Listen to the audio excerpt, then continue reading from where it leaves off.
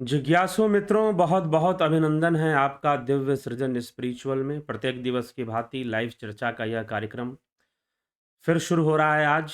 और आज का जो महत्वपूर्ण विषय है वह है अनात्मा क्या है, या फिर अनात्मा का रहस्य। अनात्म वस्तु क्या है, आत्म और अनात्म, यह दो विषय।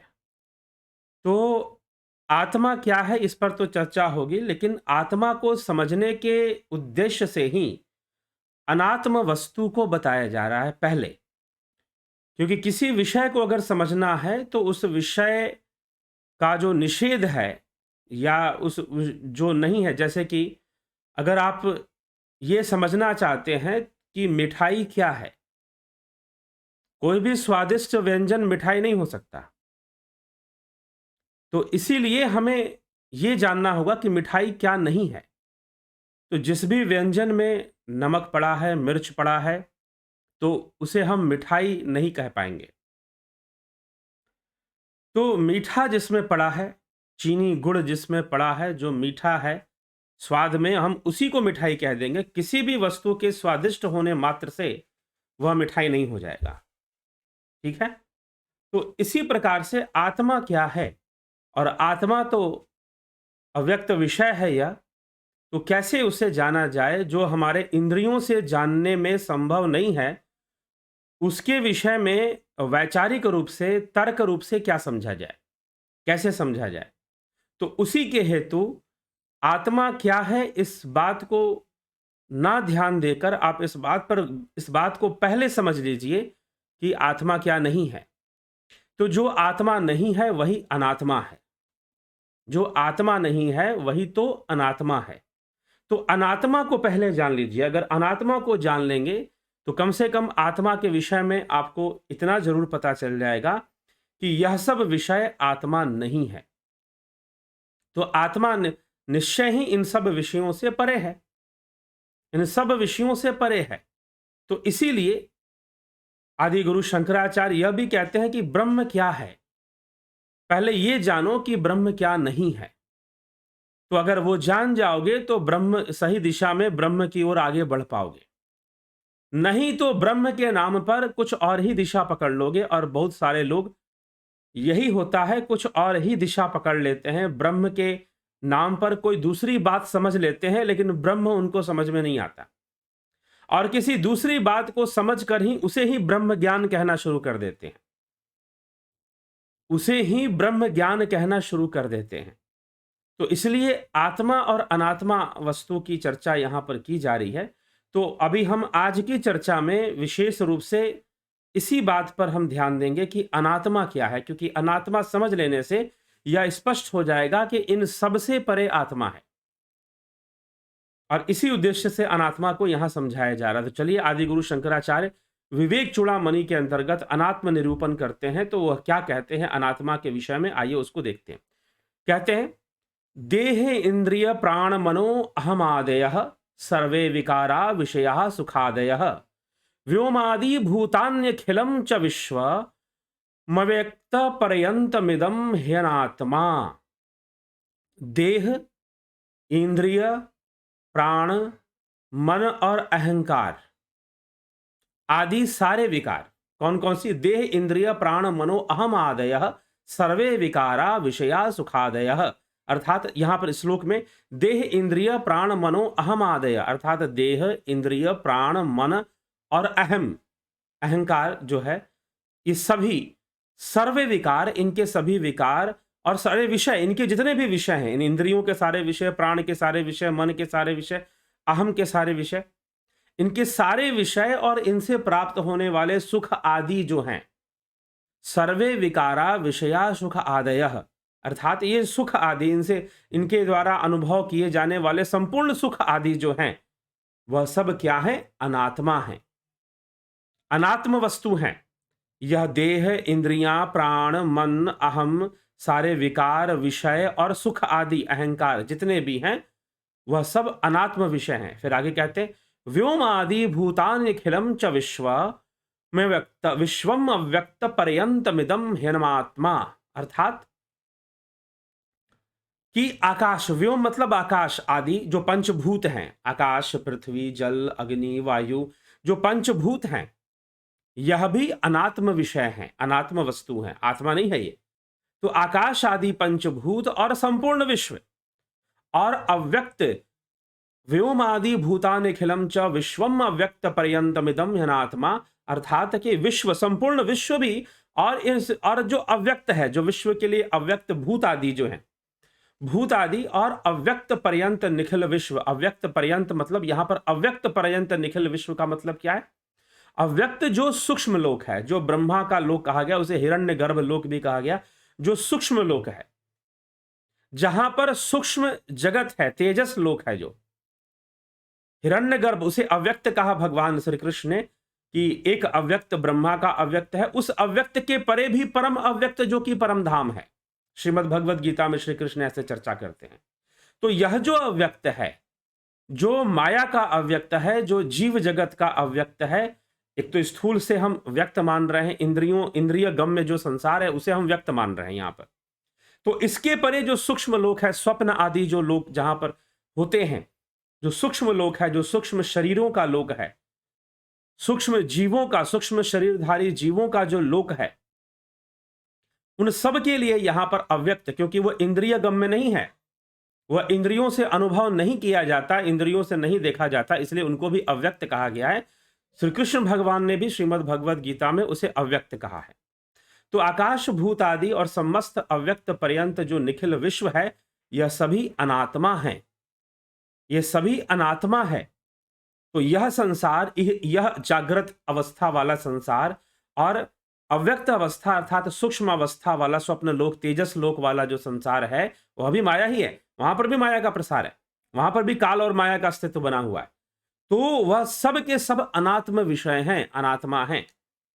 ठीक है, आगे कहते हैं, माया माया कार्यम सर्वम महदादि देह पर्यंतम असद्दिद मनात्मकम त्वम विधि मरु मरीचिका कल्पम।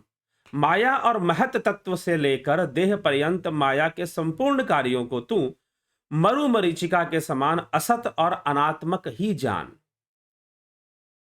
ठीक है, माया और महत तत्व से लेकर, अर्थात माया, ये माया का समझ लीजिए, प्रकृति की ही बात की जा रही है जब माया कहा जा रहा है। तो संपूर्ण प्रकृति और माया का जो प्रसार है, महत तत्व से लेकर, यहां पर लिखा जा रहा है, महत तत्व से लेकर माया माया कार्यम सर्वदम महद आदि देह पर्यंतम, महद से लेकर देह पर्यंत तक। अब यहां पर सांख्य की जो विकासवाद का जो श्रृंखला है उसको यहां जोड़ा गया है। माया माया कार्यम सर्वम महद आदि देह पर्यंतम, ठीक ना, देह पर्यंतम मतलब महत तत्व से लेकर देह तक। महत तत्व से देह तक की कितनी श्रृंखला है? महत तत्व है, महत के बाद आहत तत्व है अर्थात अहंकार तत्व बनता है, फिर चित्त बनता है, मन बनता है, महत बुद्धि तत्व है, बुद्धि, अहंकार, चित्त और मन, और फिर पंचभूत बनते हैं, पंच ज्ञानेंद्रियां, पंच कर्मेंद्रियां और पंच तन्मात्राएं बनती हैं। तो यह 20 हो गए पंच तन्मात्राएं, पंचभूत 10 हो गए, पंच ज्ञानेंद्रियां, पंच कर्मेंद्रियां 20 हो गए, 10 10 20 हो गए, और 4 24।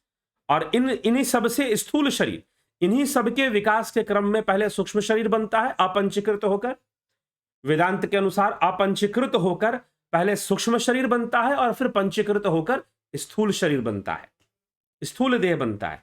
तो इसीलिए यहां पर कहा गया महद आदि देह पर्यंतम, मतलब महत तत्व से लेकर देह तक, स्थूल देह तक जितने भी विषय हैं, महत तत्व से लेकर स्थूल देह तक अर्थात बुद्धि से लेकर इस स्थूल देह तक जितने भी तत्व हैं, ये 24 के 24 तत्व जो हैं सांख्य के, ये सब के सब अनात्म वस्तु हैं, सब के सब अनात्म वस्तु हैं। तो माया माया कार्यम सर्वम महद आदि देह पर्यंतम असदिदमनात्मकम तवम विधि मरु मरीचिका कल्पम, अर्थात कि यह संपूर्ण माया जो है यह कैसी है? मरु मरीचिका, मरु मरीचिका कल्पम, मरु मरीचिका के समान है। मरु मरीचिका मतलब मृग मरीचिका कहिए, मरु मरीचिका कहिए, मृद मरीचिका भी कहते हैं। तो संपूर्ण कार्यों को तू, माया का जो संपूर्ण प्रसार है, संपूर्ण कार्य है, इंद्रियों का जहां तक भी प्रसार है, ज्ञानेंद्रियों से जो कुछ भी देखते हो, जो कुछ भी अनुभव करते हो, या बुद्धि का प्रसार या चित्त मन का प्रसार, जो कुछ भी यह सब विषय है, महत से लेकर इस देह तक, महत से लेकर इस देह तक जितने भी विषय हैं, चाहे वो सूक्ष्म लोक के हों, चाहे वो अव्यक्त लोक को सूक्ष्म लोक यहां कहा जा रहा है, तो सूक्ष्म अव्यक्त लोक के हों, चाहे यह व्यक्त जागृत अवस्था के हों, वो संपूर्ण विषय अनात्मा ही है, क्योंकि इनसे आत्मा का अनुभव नहीं हो पा रहा है, इनसे आत्मा तक पहुंचना संभव भी नहीं हो पा रहा, और ये आत्म विषय भी नहीं। हाँ, ये अलग बात है, जब हम आत्मा की सर्वव्यापकता को जान लेते हैं, जब हम ब्रह्म की सर्वव्यापकता को जान लेते हैं, तो हमें ब्रह्म सर्वव्यापी ही नजर आता है, चारों तरफ ही नजर आता है, तो सब कुछ उसी से बना हुआ दिखाई देता है। वह ज्ञान की अवस्था है, फिर वह ज्ञान की अवस्था है। लेकिन इन सब के वशीभूत, महत से लेकर, इंद्रियों से लेकर, मन बुद्धि चित्त से लेकर, और इन सब का जो विषय है, इंद्रियां पंचभूतों का विषय, और पंचभूतों से ही तन्मात्राओं का संबंध है, ज्ञानेंद्रियों से ही तन्मात्राओं का संबंध है। ज्ञानेंद्रियां तन्मात्राओं के ही तो ग्रहण करती हैं, रूप रस गंध स्पर्श, हाँ, शब्द, इन सबको हमारी ज्ञानेंद्रियां ग्रहण करती हैं, इन पांच तन्मात्राओं को। तो ज्ञानेंद्रियों से इनका संबंध है। जो भी अनुभव हो रहा है इंद्रियों के वशीभूत, और जो तत्व सामने आ रहे हैं महत से लेकर देह पर्यंत, वह सब के सब माया है, वह सब के सब अनात्म है, वह सब के सब असत हैं। ये सब अनात्मक, इनको जानना चाहिए, अनात्मा रूप में इनको देखना चाहिए, सभी सभी अनात्मा। तो अनात्मा क्या है? अर्थात मन आत्मा नहीं है, चित्त आत्मा नहीं है, बुद्धि आत्मा नहीं है, अहंकार आत्मा नहीं है, तीन गुणों का की विषमता भी आत्मा नहीं, उनकी उन्हीं से तो सब हो रहा है। तो महत से लेकर देह पर्यंत पंचभूत भी आत्मा नहीं है, पंच तन्मात्राएं भी आत्मा नहीं है, पंच ज्ञानेंद्रियां भी आत्मा नहीं है, पंच कर्मेंद्रियां भी आत्मा नहीं है, ठीक है।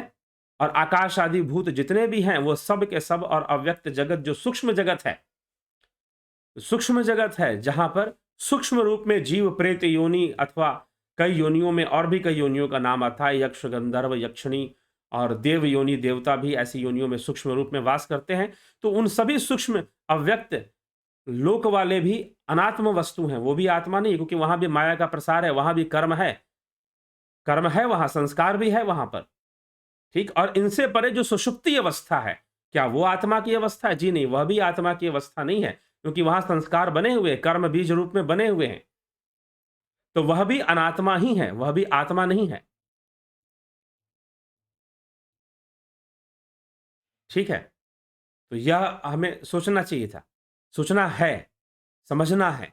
तो अनात्मा क्या है, इस विषय को पहले स्पष्ट किया जा रहा है, ताकि अब जब आप ये समझ गए हैं कि आत्मा देह नहीं है, इंद्रिय नहीं है, प्राण नहीं है, मन नहीं है, पंचभूत नहीं है, पंच तन्मात्रा नहीं है, ना ज्ञानेंद्रिय ना कर्म है, यह सब आत्मा नहीं है, प्राण भी आत्मा नहीं है। तो जब यह सब विषय आत्मा नहीं, आकाश आदि पंचभूत भी आत्मा नहीं है, तो यह सब विषय आत्मा नहीं है, तो आत्मा निश्चित ही इन सबों से परे है, आत्मा निश्चित ही फिर इन सबों से परे है, यह जानना चाहिए, और यह इस विषय को समझना चाहिए। तो सूक्ष्म लोक, स्थूल लोक अनात्म वस्तु है, अनात्मा है, चाहे सुषुप्ति अवस्था भी अनात्मा है, जिसे कारण शरीर कहते हैं। सूक्ष्म शरीर, कारण शरीर और स्थूल शरीर अनात्मा विषय ही है, ठीक। अब आत्मा क्या है, अब इसकी चर्चा होगी, तो इसके लिए कल हम, आज की चर्चा आप जरूर पूरा सुन लीजिए, कल हम अब इसी का आधार लेकर, अनात्म वस्तु का आधार लेकर ही आत्मा पर चर्चा करेंगे कि आत्मा क्या होती है, ठीक है जिज्ञासुओं। तो यह आप समझिए, इस विषय को समझकर आप निश्चय ही आगे बढ़े, और कल आत्मा निरूपण, आत्मनिरूपण पर चर्चा होगी। तो अभी तो अनात्मा विषय को हमने समझने का प्रयास किया, कल आत्मा विषय को हम समझेंगे, ठीक है।